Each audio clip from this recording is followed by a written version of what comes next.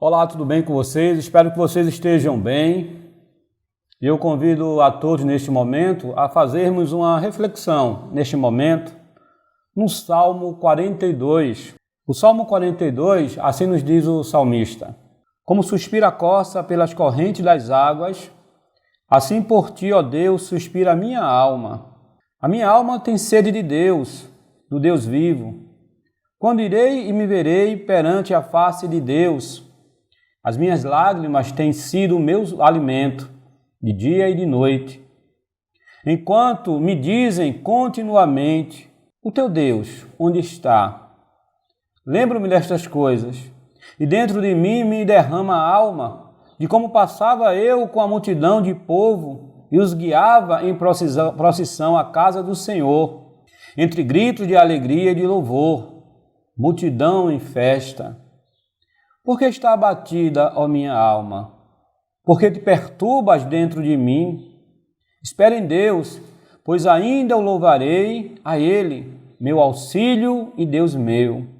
Esse salmo, ele relata, a angústia a qual passava, o salmista, mas que mesmo, no meio daquela adversidade, ele encontra, forças para ter fé em Deus.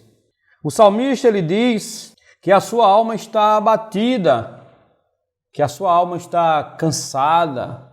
O salmista, ele nos mostra aqui um período, sombrio da sua vida, onde ele passa por um momento terrível. E ainda por cima as pessoas ficam questionando, perguntando: onde está o teu Deus? E ele diz que esta alma abatida, perturbada, espera tão somente em Deus, porque Deus é o seu auxílio. Amém? Que Deus ele possa ser o nosso auxílio em todos os momentos. Que em momentos de adversidade a gente possa buscar refúgio em Deus. Mesmo sentindo as consequências desses sentimentos, os quais muitas vezes nos tomam quando nós ficamos angustiados, tristes, mas que possamos dizer: Deus, Ele é o nosso auxílio, Deus, Ele está conosco, Deus, Ele não nos desampara nunca. O salmista, ele diz: espera em Deus, ó minha alma, porque Ele é o meu auxílio. Esse Deus meu, é o meu auxílio. Que a gente possa refletir sobre isso e ter esse Deus como nosso auxílio. Amém? Neste momento eu gostaria de orar com você. Peço que você possa fechar os seus olhos, curvar a sua cabeça e em reverência, em oração ao nosso Deus, suplicarmos neste momento. Amém? Oremos. Senhor Deus, Pai Todo-Poderoso, somos gratos, Senhor Deus, por tudo aquilo que Tu tens feito nas nossas vidas, Senhor. Continua nos abençoando, Senhor Deus. Continua com a Tua mão sobre nós e que cada momento possamos ter um coração grato diante de Ti, Pai, por tudo aquilo que Tens feito nas nossas vidas. E que no meio, Senhor Deus, desses conflitos e adversidades, nós possamos sentir, Senhor Deus, a Tua mão sobre nós, sobre a nossa família, sobre todos aqueles que estão ao nosso redor. Em nome de Jesus que nós Te pedimos e agradecemos. Amém. Ok, estamos aqui em mais uma aula, semana 28, Laboratório Empreendedor. E o nosso tema neste momento é noivado e casamento. Um tema que tem sido negligenciado por muitos, onde muitos acham algo careta, algo ultrapassado, algo obsoleto, algo que ficou lá no passado. Mas nós iremos hoje, nessa aula, estudarmos sobre isso, entendermos o quanto é necessário, o quanto é preciso, nós considerarmos determinados preceitos.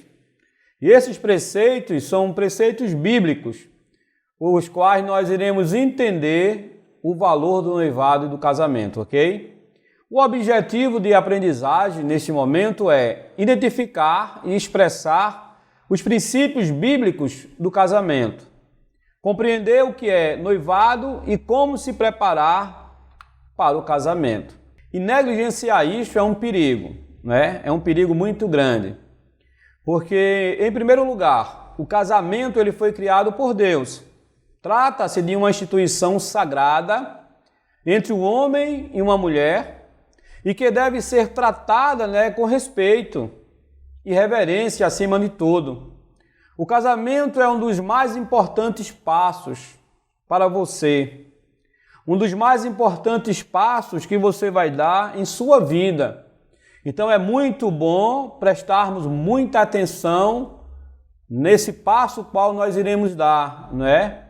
Nessa atitude a qual nós iremos tomar, pois ela vai refletir o nosso futuro, né? Ele vai refletir toda a nossa vida futura ao lado de alguém. Vamos conversar um pouco sobre isso hoje, ok? O que nós ouvimos sobre as opiniões das pessoas quando falam sobre casamentos? Temos aqui algumas figuras sugestivas, né? Game over, né? Jogo final ou final de jogo, né? Aqui o jovem aqui, né? A mulher pensando no casamento, na festa, e o indivíduo aqui se preocupando com o futebol, né? Com a pelada, o jogo que ele vai. E aqui um casal apaixonado. Então a gente percebe, né, através dessas figuras, que existem várias opiniões sobre casamento. E nós iremos tentar identificar isso hoje. Frases sobre casamento. Nós iremos ver aqui frases, né, pejorativas e frases de incentivo ao casamento. Sabendo que cada cabeça, cada mente, né, pensa de uma forma diferenciada. Bem, casamento é uma tragédia em dois atos, civil e religioso. Casamento não é o paraíso nem o inferno, é apenas o purgatório. A vida é um presente de Deus e o casamento é o começo de uma nova vida. O noivado é o início de uma deliciosa vida a dois. Aproveitem cada minuto. Então a gente percebe, né, através dessas frases que há muitas opiniões relacionadas a casamento. E como a sociedade ela tem mudado, né, no tocante a esse termo casar, né, e construir família. E a sociedade em si ela tem tentado mudar esse conceito. Lá em Gênesis capítulo 2, verso 24, diz: portanto, deixará o homem, seu pai e sua mãe, e apegar-se-á à sua mulher, e serão ambos uma só carne. Esse texto aqui ele não fala simplesmente, né, do ato sexual no relacionamento, mas ele fala em ter uma vida a dois, onde o homem agora, a sua prioridade vai ser a sua família, o seu lar, não mais a casa dos pais. E o texto diz que ele vai se unir a essa mulher e será uma única carne, ou seja, ambos uma só. Isso aí nos mostra, né, de fato, o que é uma família, o que é viver a dois. Estamos noivos. E agora? Quando o homem e a mulher se amam e têm o desejo de construir uma família, devem incluir a fidelidade, a lealdade, o respeito e o amor em pensamentos e ações. Casar não é só legalizar o sexo, como muitos pensam, né, de forma errônea. Não é só ter filhos, é formar uma família. A família é quando o homem e a mulher se tornam uma só carne, como nos diz o texto que nós lemos anteriormente. Por isso, alguns aspectos devem ser refletidos antes de tomar uma decisão tão séria para a sua vida. Além disso, você precisa pensar se este é o tempo certo para isso e se está preparado para encarar a quantidade de responsabilidade que vem depois do sim. Então, casamento, união é uma coisa muito séria. Nós não podemos banalizar esta coisa.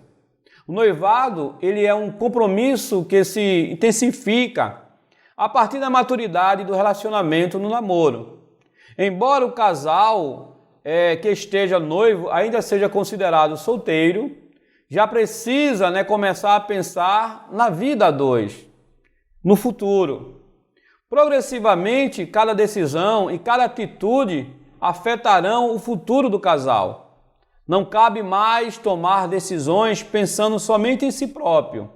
Há de se ter um futuro marido ou esposa como parte fundamental das escolhas a serem tomadas na sua vida. Então é algo que nós precisamos pensar e repensar. Por isso, não assuma um relacionamento, um compromisso de noivado com alguém se você está na dúvida se deve se casar ou não com essa pessoa, ou se esse não é o tempo certo para isso. Você acabará, com certeza, gerando expectativas no outro que você não estará disposto a corresponder. E o que vai ocasionar isso? É inevitável que causará frustração na vida dessa pessoa, né? Veja aqui o bonequinho aqui na mágoa, porque de repente ele se decepcionou, né, com a sua amada ou com o seu amado.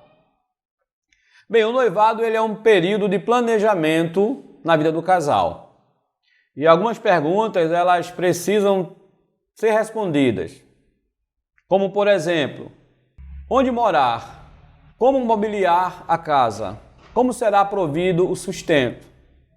Isso tudo pode ser cansativo, por ser tudo novo e você ter que assumir uma responsabilidade desconhecida até então para você.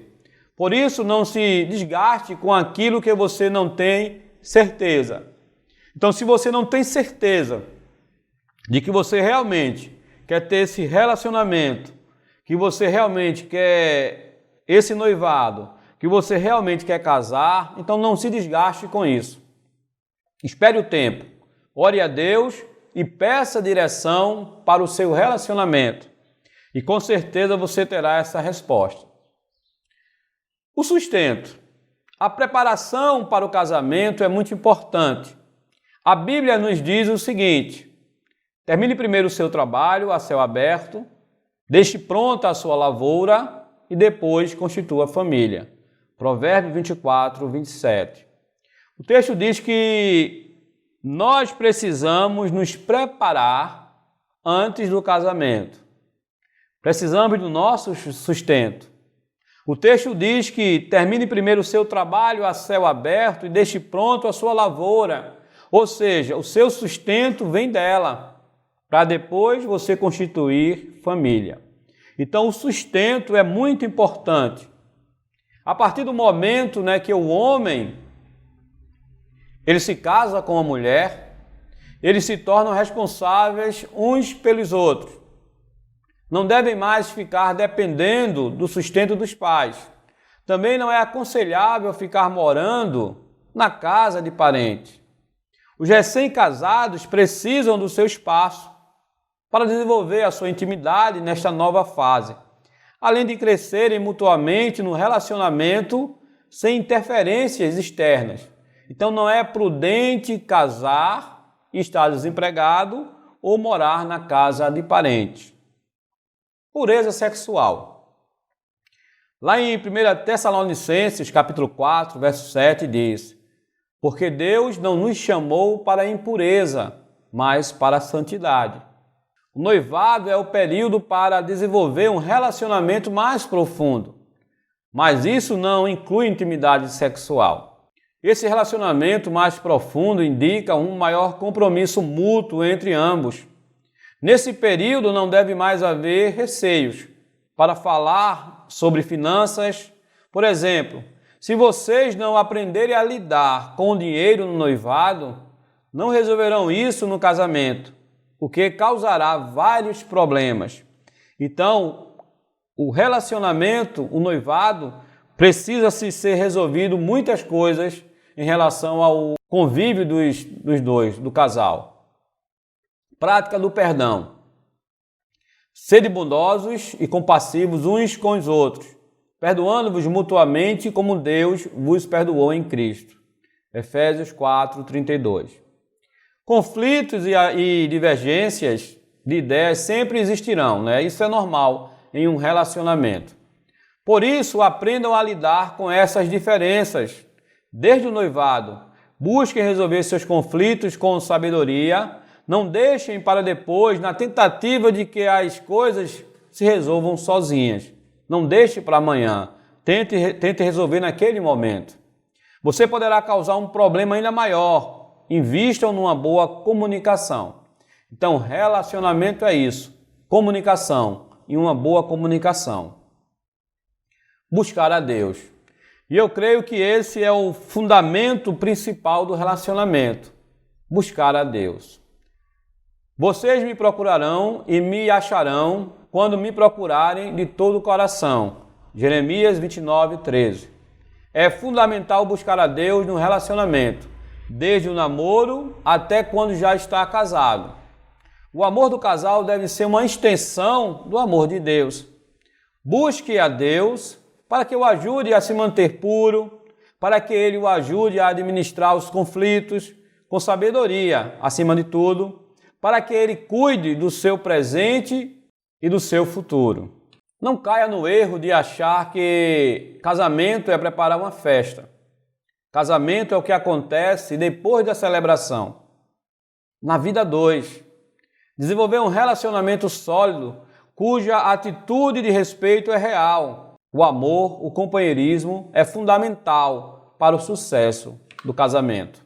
Nunca deixe de orar pelo seu futuro casamento, para que Deus o abençoe e ajude a ser um homem bom, um bom esposo, uma boa esposa, de modo que possam viver um relacionamento que agrada a Deus.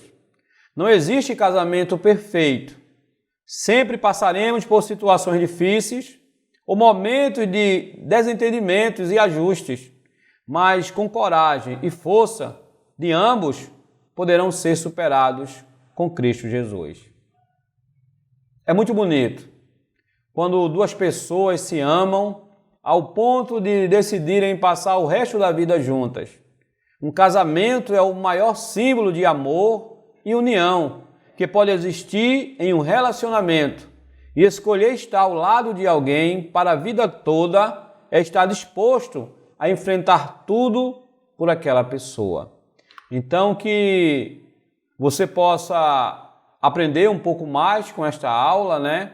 Que você possa estar revendo aí seus conceitos, seus pensamentos, né, em relação a matrimônio, e que Deus nos abençoe. Amém?